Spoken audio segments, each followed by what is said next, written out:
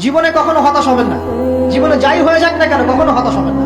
মনে রাখবেন আল্লাহ আপনার রব, আল্লাহ আপনার সাথে আছেন ইনশাআল্লাহ। এই সমাজ আপনাকে যেভাবে শেখায়, কিভাবে শেখায়, এই যে স্কুল, কলেজ, ইউনিভার্সিটি, চাকরি, বিয়ে, সন্তান প্রতিপালন, আর তারপর ইন্না লিল্লাহি ওয়া ইন্না ইলাইহি রাজিউন, এই তো শেখায় নাকি?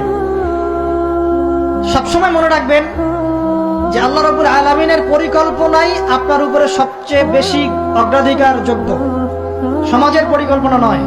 পরিবার আপনাকে চাপ দিচ্ছে, চাকরি পাস না, পড়াশোনা করিস না, হ্যাঁ পড়াশোনায় কেন তুই 80 নম্বর পাইলি না, কেন চান্স পেলি না, কবে চাকরি পাবি, কবে আমাদেরকে দেখবি, খাওয়াবি, পড়াবি, এই চাপগুলো চারপাশ থেকে আসে কিনা? এতে করে অনেক যুবক দেখা যায় মাদকাসক্ত হয়, অনেকে দেখা যায় আত্মহত্যা করছে, ইদানিং করছে কিনা ভাই? এই শব্দটা থেকে আমি এই পয়েন্টটা আজকে লিখেছিলাম যে ভুলেও আল্লাহর প্রতি বিশ্বাস এবং তাওয়াক্কুল হারাবেন না। সমাজ যেভাবে শেখায়, সমাজ চারপাশে যে চাপ আপনাকে দিচ্ছে, এই চাপে নিজে গা ভাসিয়ে দিবেন না। আপনি আল্লাহর কাছে দোয়া করবেন, আল্লাহর কাছে পথ চেয়ে নিবেন এবং আল্লাহর প্রতি তাওয়াক্কুল ভরসা করবেন, কখনো আত্মহত্যার পথ বেছে নিবেন।